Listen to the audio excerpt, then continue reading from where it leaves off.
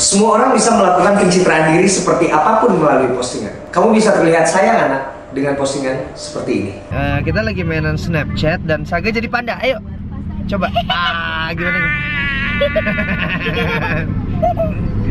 Walaupun yang tahu kebenarannya bahwa kamu sayang anak atau tidak adalah keluargamu sendiri, anak-anakmu sendiri. Dan menurut saya belum menjadi seorang bapak yang baik.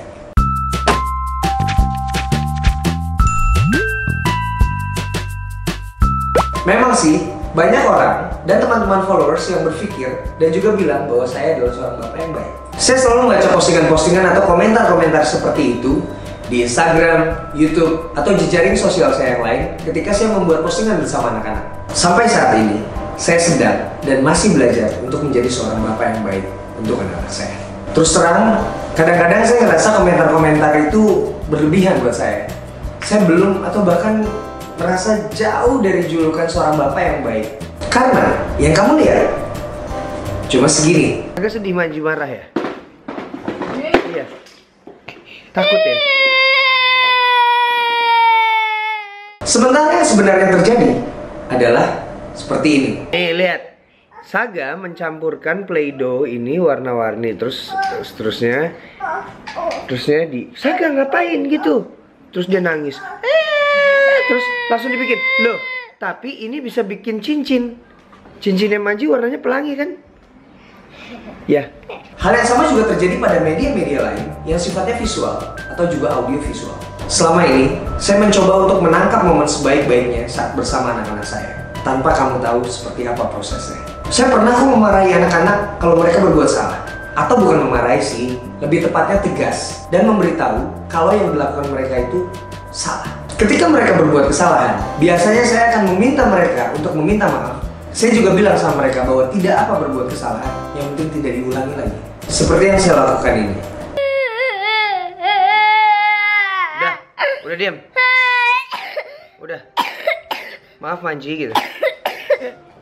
Maaf Manji gitu. Gimana minta maaf ya? Maaf Manji, gimana? Play-Doh pelangi ala Saga. Ya udah nggak bisa dipakai lagi deh, warnanya jadi aneh. Warna apa itu Gah? Warna pelangi Play-Doh-nya. Coba lihat. Anak-anak seusia Saga atau Leticia adalah usia di mana mereka sangat pandai menirukan dan mengingat sesuatu yang diucapkan oleh orang tuanya. Saya beranggapan cara seperti inilah yang memicu mereka dalam bersikap di kemudian hari. Menurut beberapa artikel yang saya baca, cara merangsang kecerdasan anak harus menekankan pada 3 aspek: auditory, visual, dan memori, atau yang disingkat AVM. Ketiga aspek ini memiliki peran besar dalam merangsang kecerdasan dan intelektual anak. Menurut yang saya baca juga, kecerdasan manusia berasal dari 12% pendengaran dan 74%-nya visual. Jadi anak seusia mereka lebih cenderung menirukan apa yang mereka lihat dibanding apa yang mereka dengar. Intinya sih, orang tua atau orang lain yang ada di sekeliling mereka harus bersikap dan menjadi contoh yang baik untuk anak-anak. Karena sikap orang tua juga akan menentukan cara bersikap anak-anaknya. Ingat, buah tidak pernah jatuh jauh dari pohonnya. Tapi juga ingat bahwa ada buah yang tidak pernah jatuh dari pohonnya. Semangka. Oke, kembali lagi ke pembahasan. Sekali lagi, menurut saya belum menjadi seorang bapak yang baik buat anak-anak saya. Beberapa waktu lalu, saya sering melihat beberapa postingan teman di sosial media tentang seorang bapak bernama John Marshall yang rela menato kepalanya menyerupai bekas luka operasi anaknya, yaitu Gabriel Marshall yang usianya 8 tahun. Gabriel mendapat diagnosa tumor langka sekaligus ganas dalam otaknya yang dikenal sebagai anaplastik astrocytoma. Yang kedua adalah Richard Jankowski yang rela menggunduli kepalanya demi sang putri bernama Katie. Gadis kecil ini didiagnosa mengidap leukemia dan rambutnya mulai rontok karena digerogoti penyakitnya. Dan yang ketiga ada seorang ayah dari Baltimore bernama Brian Stauch yang rela menggunduli kepalanya demi anaknya yang bernama Zoe yang didiagnosa mengidap leukemia juga. Nah, kalau saya gundulnya karena memang gundul. Saya menemukan ayah-ayah terbaik versi saya ini dari hashtag #BestVoteDad.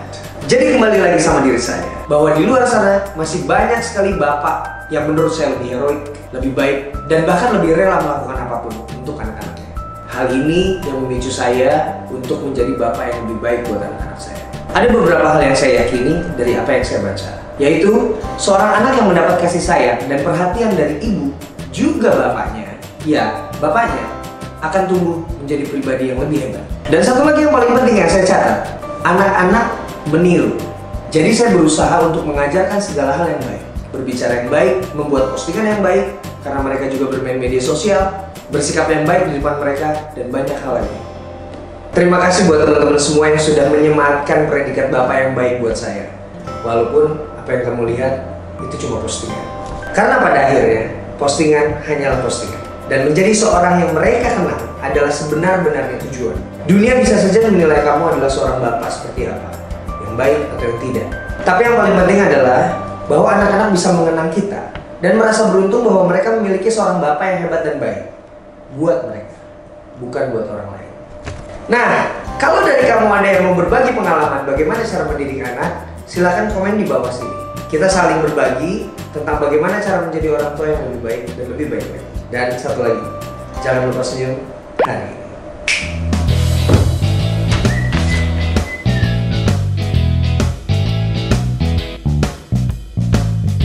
Ya, ini adalah Monday View episode kedua. Kalau teman-teman pengen kasih saran, saya bahas apa di Monday View minggu depan, tulis aja sekalian di komen juga.